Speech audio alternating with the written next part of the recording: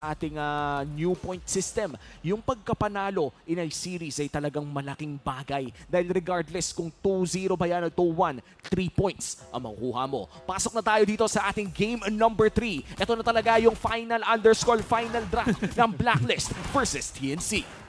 Very interesting tong matchup na to, and matagal na nating hindi nakita na humawak ng mga comfort heroes dito ang Blacklist International. Kimpoy with that Estes, isa rin sa mga hero na nilabas niya last season nung naglaro siya against sa Echo. So, at ito ay signature playstyle ng Blacklist, di ba? Yung Ube strat. Exactly. Pero, bigla nating maalala, yung laning matchup sa TNC, ito yung lamang sila, yung mga 1v1 ng matchup sa lane, like Gold and EXP. Benedetta wins over Arlott at alam natin carry. Although may times na Harit ang panalo dyan pag nag-level 2 ng Harit. Pero yung carry may definite advantage sa level 1. Yeah, and baka nga naka-Master Assassin build pa yung carry with the firmness. Yun talaga yung level 1 ang hirap tapatan. Pero Sensui ngayon ay nasa loob na ng jungle ng TNC Pro Team. Super Yoshi naghahanap ng agaw pero nakuha pa rin ni Sensui para makapag-level 4. With that retribution na secure, Ryzen is also level 4. Tingin ko palang parehas lang ata kasi kinuha din naman ni Ryzen yung Lizard sa kabila. Sa kabila. So tabla-tabla pa rin talaga. Parehas lamang. 200 lang yung gold. Ay, ito naman papalit-palit lang naman. So tahimik pa. Feeling ko unang laban dito ay sa Turtle pa talaga. Oo, nag-aantayan din kasi ibang bagay kasi yung mga level 4 dito eh. Feeling ko in this entire composition for both teams, ito yung literal na level 4 pa talaga ang suntukan. Kasi kung Hatred, siguro si Hatred kaya niya before level 4 pero Super Yoshi, Ryzen heads, ito yung mga mag-aabang talaga ng ulti. Lugi yata dito. Aray! Ang sakit nung Synchro Vision at Chrono Dash. Pero nauna ang TNC doon sa may bandang itaas. Bagsak si Edward sa kamay ng TNC. At sisimula na nga ng TNC ang pagong. Lamang na naman sila ng early game. Ito compared sa level advantage na meron sila eh. Kaya naman pumalag dito. Naagaw pa. Naagaw pa ni Super Yoshi dito with that passive and Turtle. Oh no. Para sa TNC. Oh no. Medyo masakit yun kasi alam natin yung Akai sobrang level dependent. Oo. And the fact na nanakawat ka ng malaking EXP in the early stages, mapapakabot ka talaga sa hindi makatingin. Men, biruin mo, nag-shampoo ka naman, naligo ka naman, Skincare ka naman. nagkakamot ka pa rin. Pero ito na nga, ang new generation Ube, ang last pick na ginamit ni Kimpoy in Season 12. Ngayon, ilalabas na rin niya. Hindi talaga papayag na hindi makakapag-Estes ang Blacklist. Yeah, ito yung new gen. Kumbaga parang sex bomb pala to eh. May old gen, may new gen. Mapapaaw ka na talaga. Mapapagit-git. Okay, so ngayon Sensui, nagpaplano sana siya kumuha doon pero nailapag din Zaman Force. Nomad ang nagiging punto na pero may heal mula kay Kimpoy. Ayun, atras sila. Ito na yung sinasabi ko, Yue hawak niya yung decimation para nagre-ready siya para sa mga next team fights na mangyayari. And TNC Pro Team sila pa rin ang may hawak ng gold lead. Pero mukhang magkakaroon ng slight 1v1 dito sa taas. Heads going out with an eye for an eye. May balak ata si Super Yoshi sa baba pero makikita siya ni Sensui. Big rotation mula sa Blacklist International para protektahan si Oheb. Okay, so Super Yoshi. Ang ganda ng ginagawa ni Super Yoshi dito. Kanina pa, hindi mapakali. Yan si Super Yoshi. Hinahanap niya talaga kung nasa Sensui. Guguluhin at guguluhin niya. And dahil nga doon, nakaagaw siya ng resources. Nakuha niya kanina yung purple buff.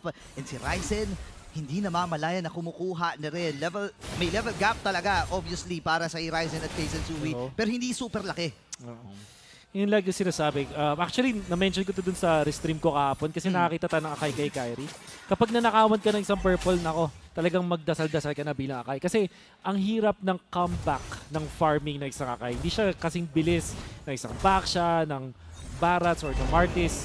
So pag nananakawan ka, compounding yung effect, bigla kang humihina sa mga team fights. And ramdam na ramdam talaga yan ng Blacklist ngayon. Mag-isa si Nomad. Oh no, Nomad! Okay, dun sa may bandang itaas, nakakuha sila dun. Or nagplano sila, pero si Nomad, pinagtutulungan naman ng members mula din sa Blacklist International. Isusuko na ni Nomad yung kanyang sarili. Pero dun sa may Turtle, nakakuha sila Edward plus yung Turtle. Tapos nakaplato pa. Nakaplato pa sa gitna. Yue looking for Yoshi, pero mukhang pupunta lamang ng mid lane ang TNC at babasagin na rin nila ito. Ang tanong, papalag ba dito? Yue going in for Yoshi! Kapit-kapit sila dito Super Yoshi dashing out. Hindi niya Wow. sinagsak. Hindi niya tinesimate. Grabe. Parang sinabi niya, papatakasin kita ngayon, Aba. boy. Warning yan. Huwag ka na mapakita sa akin, ha? Huwag Huwag ka na papakita sa akin, ha? Tumakbo ka na. Talaga. Pwede ka na sa Batang Quiapo, Gusto ko talaga yung term na ginamit ni hindi sinaksak talaga yung Oo. term ko eh. Kasi yung talaga yung decimate eh. Interesting at I think nasa threshold naman yun. Bilang isang Martis God, Burrito, feeling ko nasa threshold Yeah. yun ng kill eh. Abot.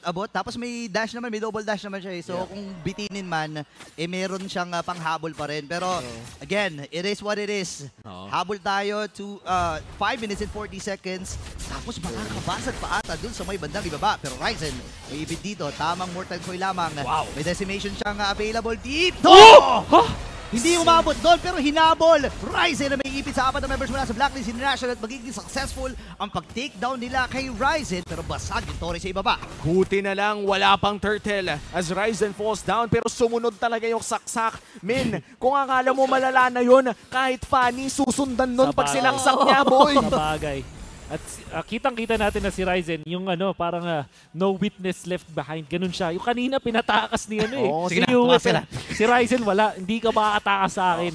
But then, ang naging effect kasi noon, nakapag-push sila doon sa may bottom lane. So, in a way, parang okay ka naman. At ang mahalaga kasi doon, nakakuha ka muna ng isang kill bago ka namatay bilang isang Martis. So, hindi ka naman talaga, di na-apektuhan yung snowball mo. Wala pa namang turtle nung time na yon. So, I think not so bad of a trade para sa side ng TNC. And Super Yoshi already with the Dominance Ice. Crucial item pickup para dito sa ating third turtle of the game. Last turtle na ito si Sensui. Ang may hawak. Yoshi going in! So, burst mula kay Nomad. Pero nandun na kagad yung Blessing of the Wood Goddess mula kay Kimpoy. So may idea ang TNC. Kulang sa kits. Dito ang Blacklist International. Nandun yung mga folks. Flicker from Nomad. Pero hatak mula kay Ryzen. Nandito si Heads. Alekta Wow! Kasabay na Petrify. Wala nang Blessing of the Wood Goddess. Bagsak si Yue. Same with Kimpoy. Turtle ay makukuha mo rin ng TNC. Pero hindi pa sila tapos. Walang decimation dito si Ryzen. Pero sapat yung kanilang damage to take down Sensui. A 3-man Electo final blow mula kay Heads at parang ganun lang. 4,000 na ang gold lead ng TNC. Superstar trigger ang nararamdaman natin sa TNC. Mechanical skills on point. Parang nakita natin yung pag-land ng ultimate ni Hatred, Super Yoshi no kanyang maximize ng kanyang ulti, pati kanyang dash. And most importantly, Heads. 3-man, Petrify, Electo Fire Blow. Talagang tiniis at naghanap ng perfect na timing.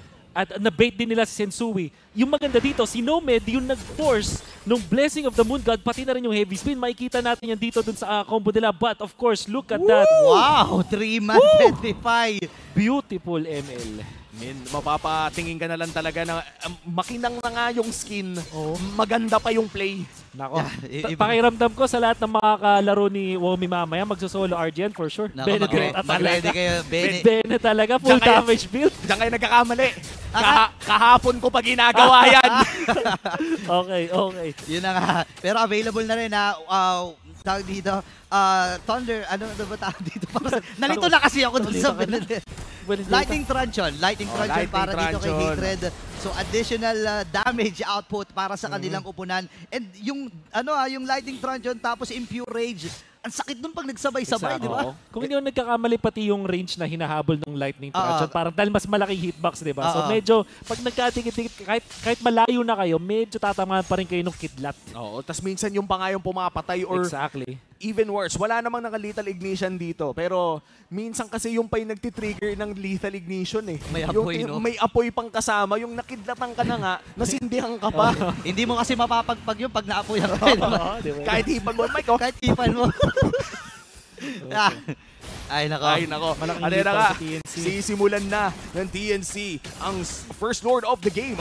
Already a 6K gold lead at mukhang si Super Yoshi ang unang bibigyan dito ni Edward. Sayang, ang Ay. liit no, no? Nagamit yung final slash. Wala ring ultimate dito si Yue kasi kinuha nga niya yung yung Divine Judgment. Naghahanap ng target si Yue. Since Yue hawakan yung Lord pero siya ay atakin. Super Yoshi Flicker. Babawi din ang hatak dito. Grabe, Andun yung Bennett. burst. Tunaw dito si Edward. Yes. Same with OWeb. Tatlo ang babagsak para sa Blacklist. Heavy spin para na makatakas. Iwan na nila yung Lord. 5 pa ang available dito sa TNC. Pero si Hatred tumatawid na doon sa bakod ng Blacklist International. Nagpa-push na. Wow, grabe. Ayan na nga. Heads with another head-turning play. Tatlong ulo din ang tinamaan niya ng Electo final blow na yon. At ngayon, nasa mid lane na ang TNC Pro Team habang naglo-lord si Ryzen. Ang scope, kung may 3-in-1 na kape, ito yung 3-in-1 na play. Exactly. Pwede na magpalit ng IGN. Halimaw magbene. Yan si Heads ngayon. Especially because of the plays, yung timing, I think yung pinaka-crucial doon. Kasi parang na-bait out, diba? Nakita natin, ginamit yung Valentina ultimate para copyahin si Super Yoshi. Nahatak Super Yoshi. Kaso, Yoshi, meron na siyang Athena shield doon. Pati yung dominant size. So talagang magbubuhay siya, flickering out. Then, nandun na si Heads. After na magamit din yung heal doon kay Oheb, parang doon na sila nangyari kasi parang gulat na gulat doon si Kimpoy. At dito ka mapapaisip ko ikaw si Kimpoy, sana nag-Fury ako. Yun nga. But flicker yung kanyang pinili dito. And at this point, the First Lord already marching in the mid lane. Kung babalikan natin, ang games 1 and 2, nahihirapan ng TNC tapusin ang laro pagka nakuha na nila ang first 2 Lords. Uulitin kaya nila ang pagkakamali na yon as the Lord marches down in mid lane. Okay, bukas yung gitna. Ryzen dito. Nandun yung poke. Ang sakit na rin ng mga Star Shorter mula dito kay Hatred. Successful yung pag-defense dun sa Yoshi! Hoy, Yoshi! Mahuli doon pero ma-ultimate din. Dito ni Edward, Super Yoshi babagsak. Yung Lord ay tutunawin ng mabilis ng Blacklist International. Andito pa yung next wave. Pero sabi ng TNC, atras muna tayo, men. Ito na naman, Wolf, ito na naman The yun. passive no? TNC passive at this point. Oh Wala, my parte gosh. na talaga ng kanilang sistema sa ngayon. But then, kailangan nating tandaan na First Lord pa lang naman. Yup. So, actually, kaya hindi na push yung bottom lane kasi meron pa rin ng Holy Defense. Oo. Bonus na lang na nakakuha sila ng inhibitor.